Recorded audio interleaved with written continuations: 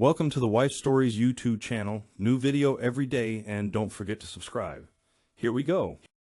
You are not worth my words. I whispered that, staring at her across the dimly lit room.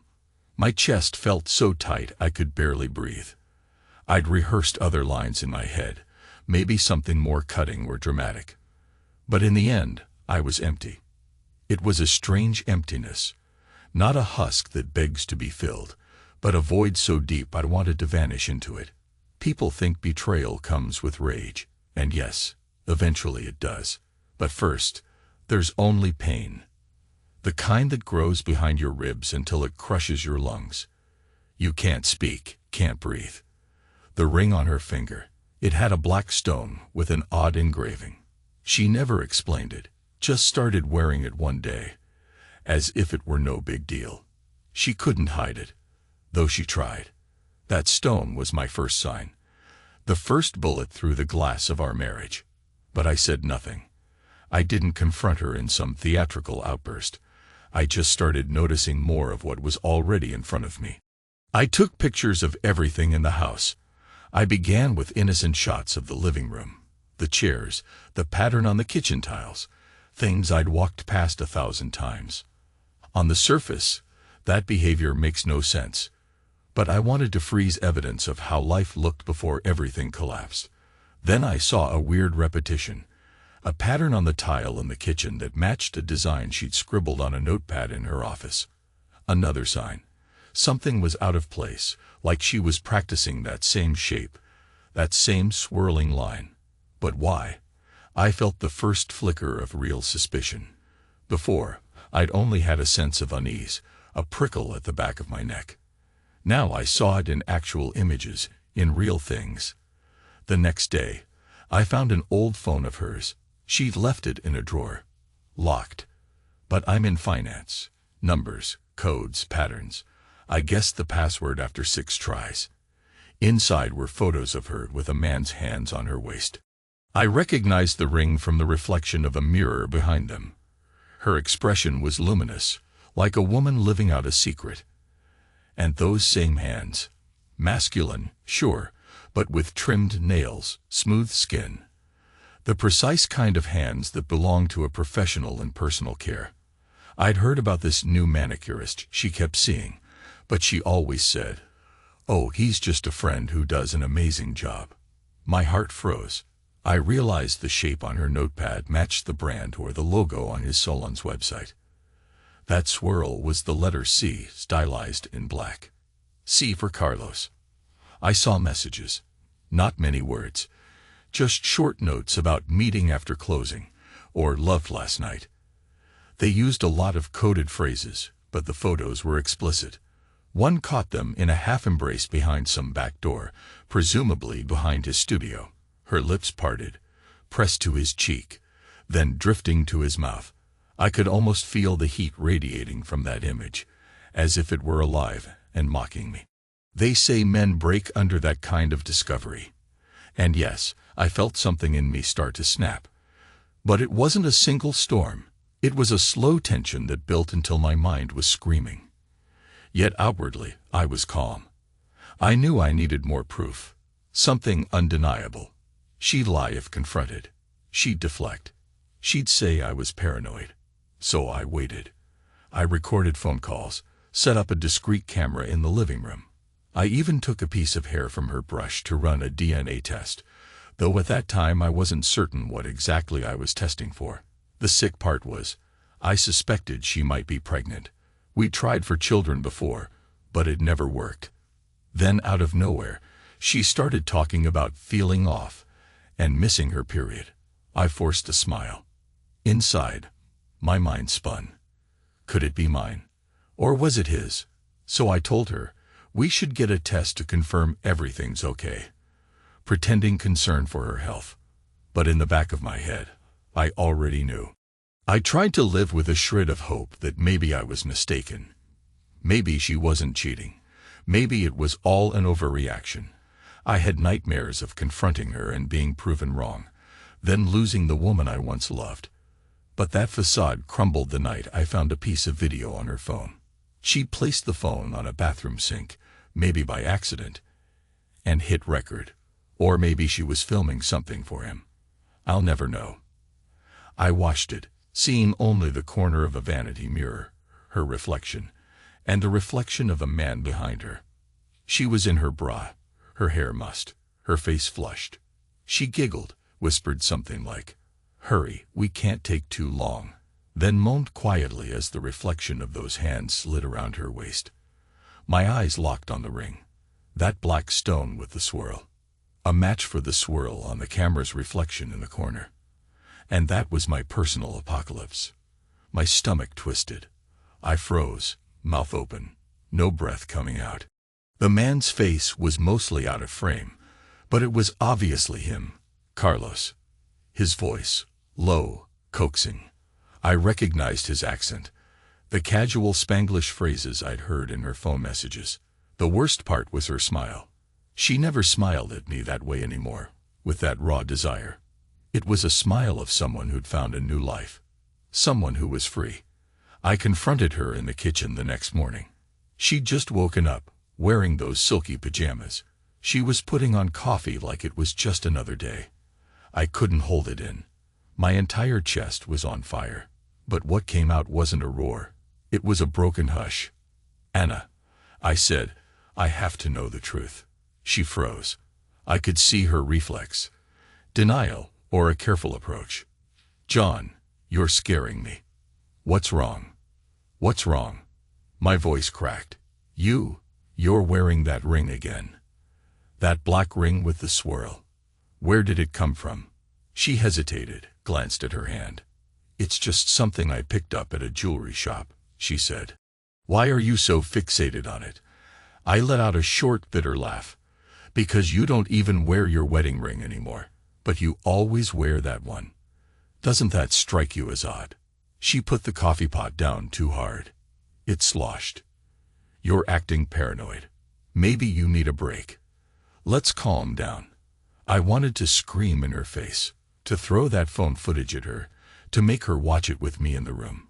But something about her composure stopped me. She looked so normal, so put together. Her makeup perfect, her hair brushed, her pajamas neat. My mind flickered to that raw scene in the mirror, to the pink flush on her cheeks when she was with him. She never looked so alive with me. Suddenly, I hated her, but I also hated myself.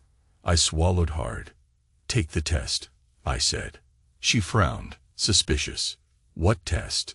"The DNA test. For the baby." Her eyes flashed with genuine fear. But in an instant, she smoothed it out. "What are you talking about? I'm just late. Doesn't mean I'm pregnant. And if I am, why are you bringing up a DNA test? Are you crazy?" I clenched my jaw. My heart hammered. A wave of dizziness swept over me. "I've seen the messages, Anna. I know about you and your manicurist. Carlos. You're not that good at hiding things." She tried to form a sentence, but only fragments came out. Then she forced a shaky laugh. "Carlos is just a friend." "Stop it," I cut her off. "Stop lying." Her mouth closed. Her eyes darted around the kitchen, maybe looking for an escape. I felt that swirling tension in my chest. The day was just beginning, but my life was ending. I said nothing more. I let the silence weigh on us both. Eventually, she swallowed and managed to speak. "You don't understand," she said. "I was lonely. You were always so distant, always at work. We never talked, never went out. It's my fault then, right?" I asked, voice trembling. "I made you cheat." "You had no other choice, of course." A tear glistened in her eye, but it was more from frustration than true regret. "Just, we can talk about this later. I need time.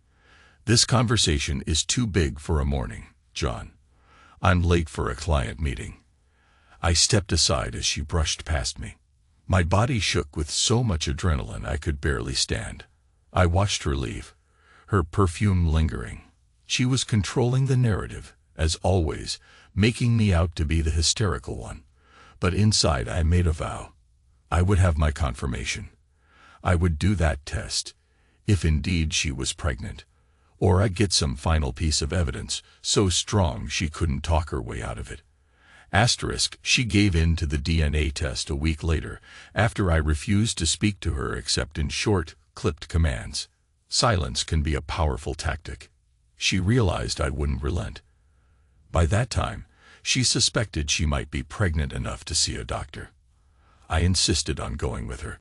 She insisted on not telling anyone in the family until we knew for sure. Good, I thought, because if it's not mine, that will become very clear soon. We visited a private clinic where they handled discreet paternity screenings. Tense, excruciating days passed. I was in my own private hell, going through the motions at work. My colleagues asked if I was ill. I just shook my head and poured more coffee, as if that alone could keep me upright. At night, Anna slept in the guest room, or I slept on the couch. We barely exchanged glances. Once, I overheard her whispering angrily into the phone in Spanish. She rarely spoke Spanish.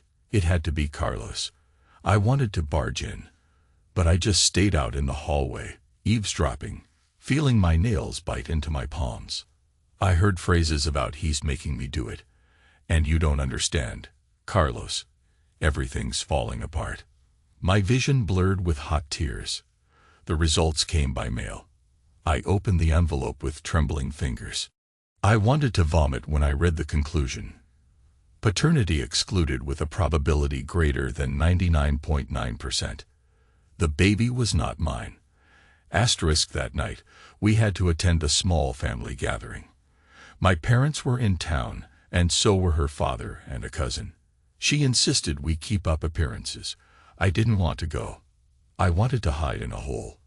But a strange part of me said, no, do it. Show her. Let her squirm in front of them. Maybe it was petty, but I was beyond caring.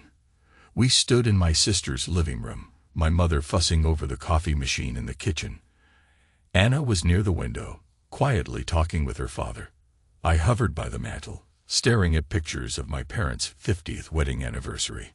Everybody was exchanging polite smiles, telling stories about old times. My father eventually caught sight of me, noticed my tension. He stepped closer, put a hand on my shoulder. "John, you okay?" I forced a brittle smile. "Fine, Dad. Just a headache." Anna approached, possibly feeling the weight of my father's gaze. She slid her arm around my waist with a forced familiarity, like a couple performing for a camera. "We're all good," she said, her voice artificially bright. "Just a busy week. Work, you know." I could feel the bile rising in my throat. "Yes," I said loud enough for the room to hush a little. "Busy, but not too busy for a bit of extra fun. Right, Anna?" Her fingers twitched on my waist. The conversation around us went awkwardly silent. My cousin, who'd been telling some anecdote, stopped mid-sentence. Anna's father frowned. My mother, hearing the tension, left the kitchen and stared at me from across the living room. "John," Anna said in a low voice, "let's not do this here." I let out a shaky breath. Why not? Why keep secrets from family? My father's always taught me that honesty is the best policy, didn't you, Dad? He looked bewildered. "Of course, but—" Anna's father interjected. "What's going on?" Something in me snapped, like a cord that had been stretched too far. I stepped away from Anna's hand and faced everyone. My voice trembled, but I forced myself forward. "What's going on is that Anna is pregnant, and the child isn't mine." Gasps. Her father's eyes flared. My mother covered her mouth. My father just looked stunned, like he'd been punched. Anna made a small choking sound. I could see her eyes flit around in panic, searching for some lifeline. She tried to laugh it off, but it came out ragged. "John, please, you're not feeling well." "I'm perfectly well," I barked, my voice cracking at the edges, "and I have the test results to prove what I just said." She froze. She realized I was done playing. I watched her father's face go from confusion to outrage to heartbreak. My mother started crying softly, dabbing her eyes with a napkin. My father looked at me with sorrow, as if to say, "Son, I had no idea." Then everyone was talking at once. Voices overlapped. Anna, how could you? John, calm down. Is there some mistake? Stop this nonsense. In the swirl, I saw Anna stand there, her shoulders drawn, tears beginning to form. She wasn't just humiliated, she was angry. Angry at me for exposing her in public, and I was past caring. My voice tore through the clamor. You lied to me. I said. You brought someone else into our home, our marriage, maybe not physically here, but into my life. I've seen the videos, Anna. Don't pretend. Don't lie to them. Her face went white. My father stepped forward to put a hand on my shoulder, maybe to calm me. But I shook him off. I was shaking, tears burning in my eyes, my voice unsteady. I loved you. I said, I gave you everything. And this is how you repay me. Anna started crying, but it wasn't the sort of cry that begs forgiveness. It was the guilty tears of a thief caught red-handed. She stammered, John, I'm sorry, but you. I raised a hand. Stop. Not another word. She fell silent. For a moment, nobody moved. Then she turned and ran for the door, pushing past a cousin who tried to call her name. The next thing I knew, I was standing there, the tension so thick, I thought I'd collapse. My father guided me toward a chair. My mother was crying. Anna's father looked like he wanted to chase after her, but he hesitated, glancing at me as if he needed permission. I just shrugged, numb, exhausted, done. When I got home that night, Anna wasn't there. Her car was gone. Fine, I thought. Let her stay away. Maybe she's at some hotel, or at his place. I tried not to picture them together, but it was impossible. That image in the mirror replayed in my head. A wave of despair nearly knocked me off my feet. I couldn't stand. I sank down at the dining room table, face in my hands. The walls felt like they were closing in. I actually wanted to die. That's no exaggeration.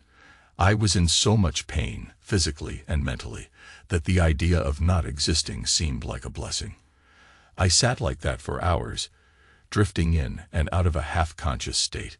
My phone kept buzzing. My mother, father, sister, texting or calling.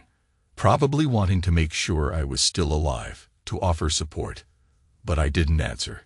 I couldn't stand the pity, the sympathy. My life was scorched beyond recognition. I was alone in the rubble. Eventually, near midnight, I turned off all the lights and tried to sleep in our bed. But the sheets smelled like her perfume. I jumped up as if burned, nearly retching in the corner of the room. Then I grabbed the sheets and tore them off, flinging them across the hallway. I ended up on the living room couch, lying in the darkness, staring at the ceiling. That's when I felt something metallic under me. A key. I picked it up in the moonlight. It was Anna's spare house key. Must have fallen out of her purse or her coat. She had a habit of losing keys and leaving them around. This tiny piece of metal gleamed in my palm. I had a sudden vision.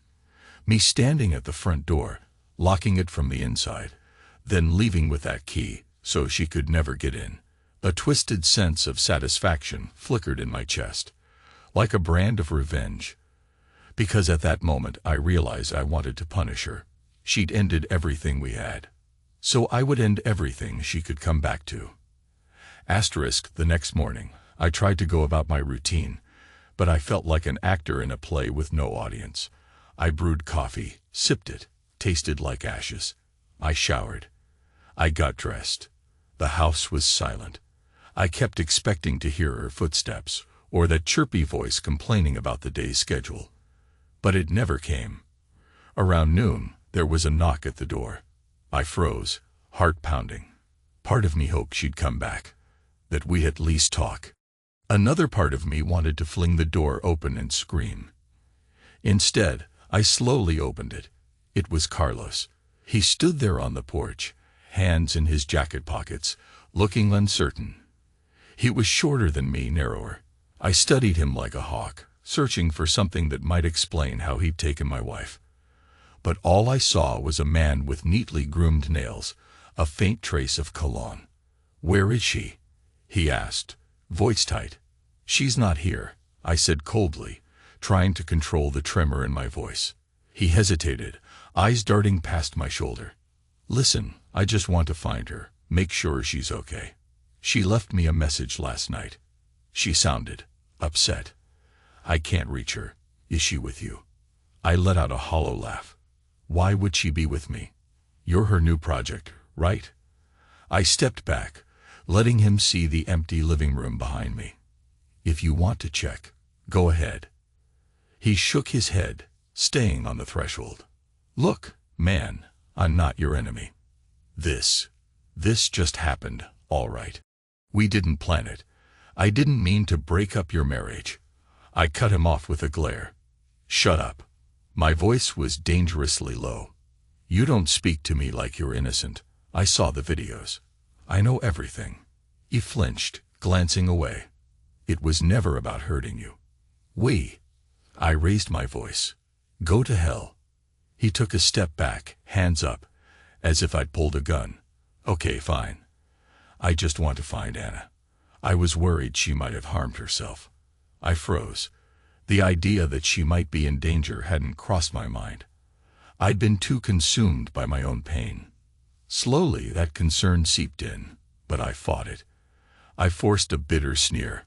"If she's with you, that's your problem. She's not here. Now get out of my sight before I do something we'll both regret."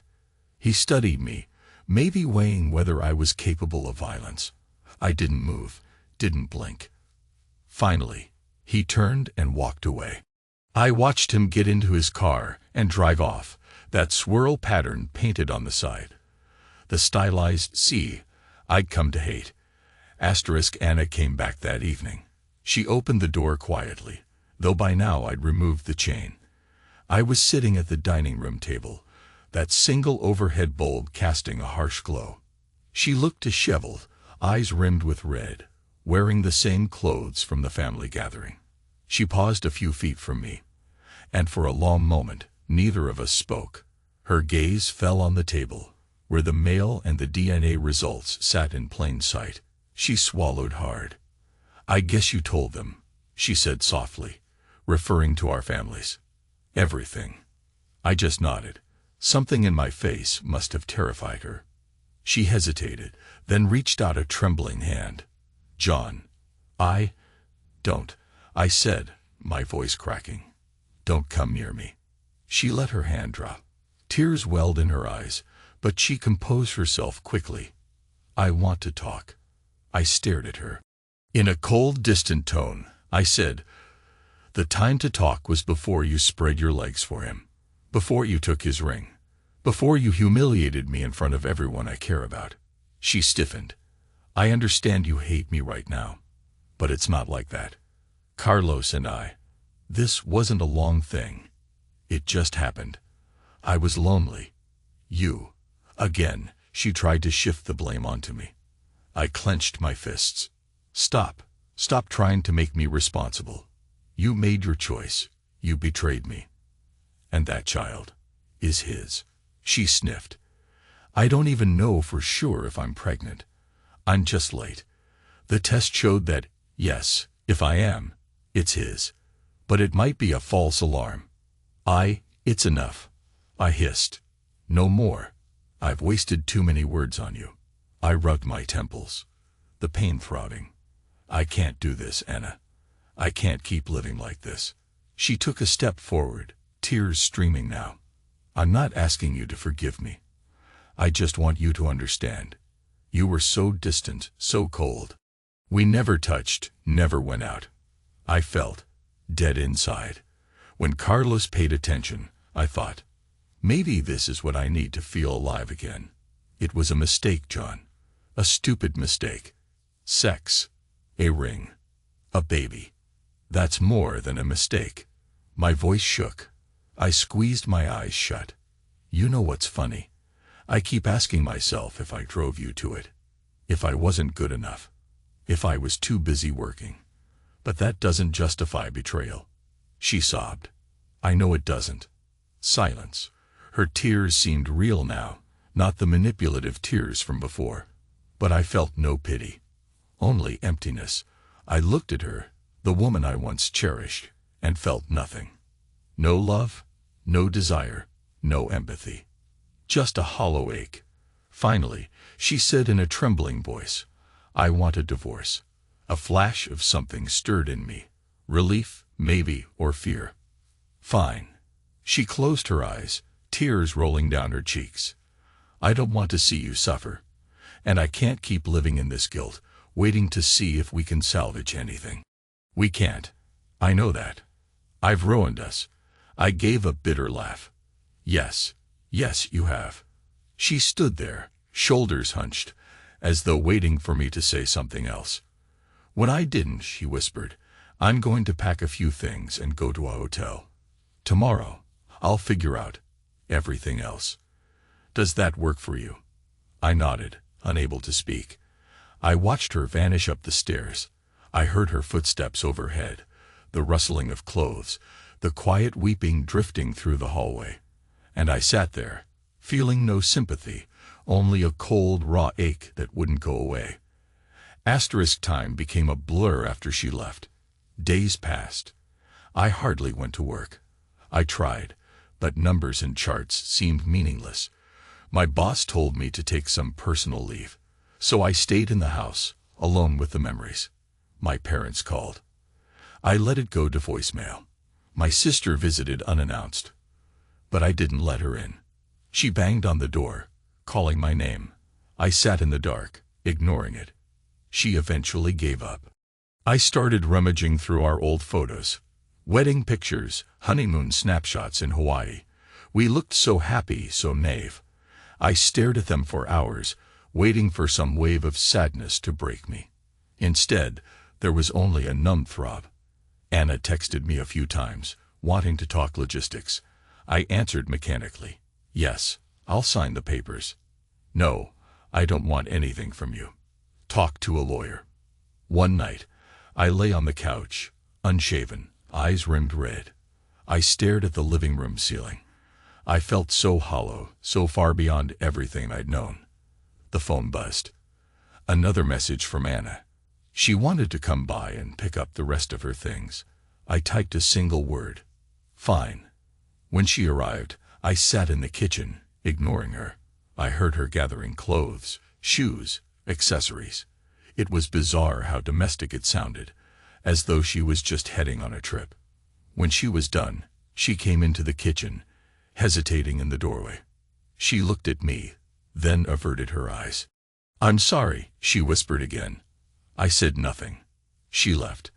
After she was gone, I walked to the front door. I saw her spare key on the little side table. She'd left it there, maybe as a final note of closure. I picked it up. The one I'd found on the couch was in my pocket. I carried it around like a totem of my final revenge. I wasn't sure what shape that revenge would take, but I knew it was more than signing some papers. I discovered my fury again on a Wednesday afternoon. I was flipping through the TV channels, ignoring the talk shows.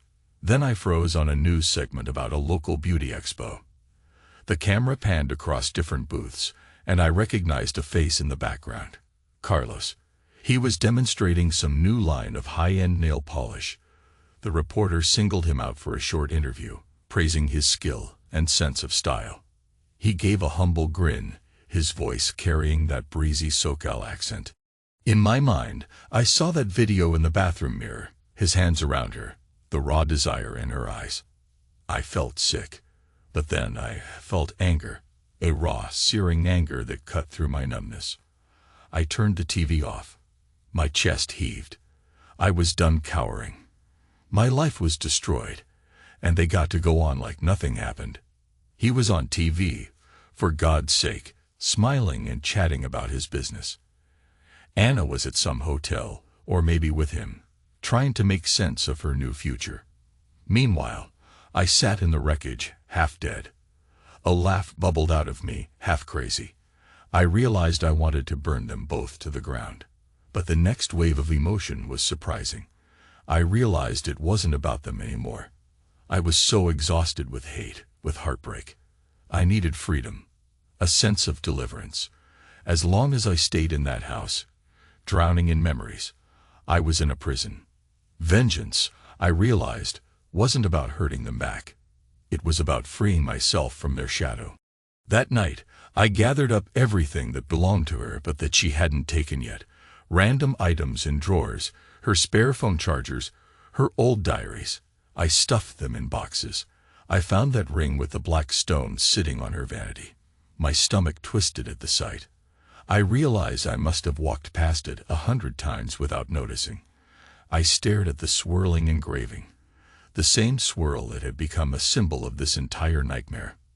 Then, with a trembling hand, I hurled the ring into the box. Let her have it. She could share it with him.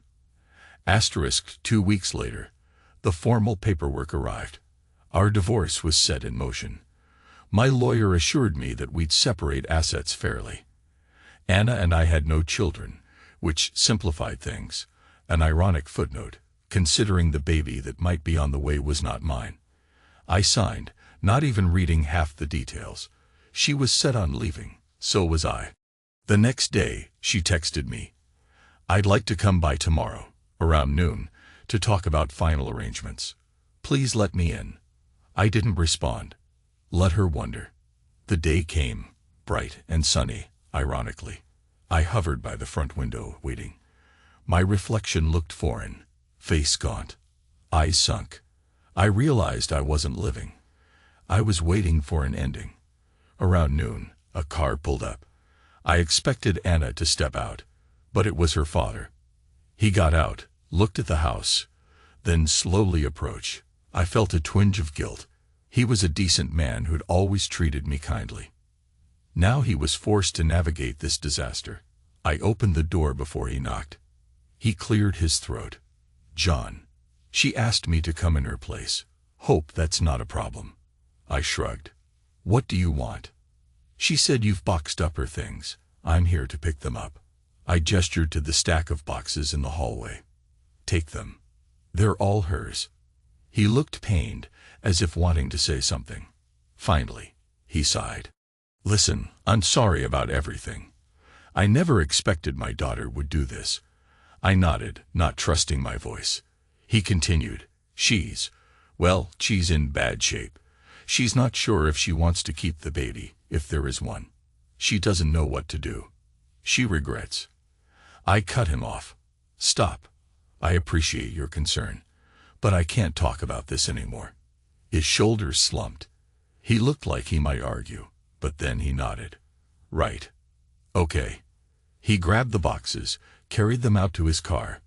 I didn't even say goodbye. The moment he shut his trunk, I closed the door. Asterisk a week later, Anna texted me again. I need my house key back. A second message followed. I'll come by the day after tomorrow. Let's do this quietly. Quietly. The nerve. She didn't want another scene. She just wanted to tidy up the last details, as if this were a business transaction. I stared at the phone for a long time. Then I typed. Fine. The day came. I waited in the living room. I left the front door unlocked, ironically. I laid the spare key on the coffee table. Next to it, I placed an envelope with the final signed documents. My plan was to hand them over, let her sign, and that would be the end of it. We could both walk away. She arrived in the early afternoon, wearing sunglasses and a simple black dress. She looked tired, the lines around her eyes more pronounced. She stepped inside, hesitating as she noticed me in the living room, leaning against the wall with my arms folded. The house was silent. We stared at each other for a beat. You look thinner, she finally said. I shrugged. So do you. She took off her sunglasses, setting them on the table. Her eyes flitted to the key in the envelope. Is that it? She asked softly. Yes, I said. My chest felt like stone. Take it. She picked up the key, turned it over in her hand, then placed it in her purse. Her fingertips hovered over the envelope, as though it were radioactive. John, she started, I know we're past apologies, but for whatever it's worth, I never meant to hurt you like this. I stared at her, that wave of sadness threatening to break my composure. but all I had left was a numb finality. "Well, you did," I said. "And it's done. I'm done." She lowered her gaze. After a moment, she said, "I might not keep the baby. I thought about it. I can't handle it alone. And I know Carlos. He's not ready. It's all a mess." I didn't respond. That was her burden to bear. She swallowed. Are you going to be all right? Do you have someone to talk to?" It was an odd question, almost caring. I gave a weary laugh. "It doesn't matter what happens to me." She looked like she wanted to say something more, but then she sighed. "I'll just go." I waited for her to walk to the door. Right before she stepped out, she turned back to me, eyes brimming with tears. "I did love you, John. You have to believe that. We lost each other somewhere along the way." I stared at her, the ache ripping through me again. My voice came out a whisper. "We lost each other when you took off your ring for his." She bit her lip, nodded, and left.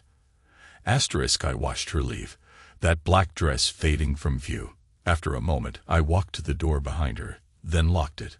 I slid the chain across. My heart hammered. I closed my eyes, leaning against the wooden surface. Slowly, I took out the second spare key, the one I'd carried in my pocket all these weeks. Her last chance to come back, if she ever wanted. The final link to her crossing that threshold. I slipped it into my pocket. Then I opened the door again, stepped outside. The sky was a washed-out gray, typical of Seattle. My breath came in ragged bursts.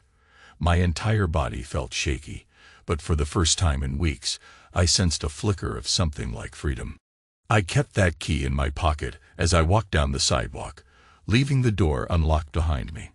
She might return eventually, but she wouldn't find me there, waiting to forgive or to reconcile. I was finished. The old me, the one who would have caved or tried to salvage the marriage, was gone. In his place was just a hollow man with a single unwavering desire, to be free from all of it. I started walking faster, my shoes echoing on the pavement. Maybe I looked like a madman, not knowing where I was going. But I didn't care. I inhaled the cold air, focusing on each step.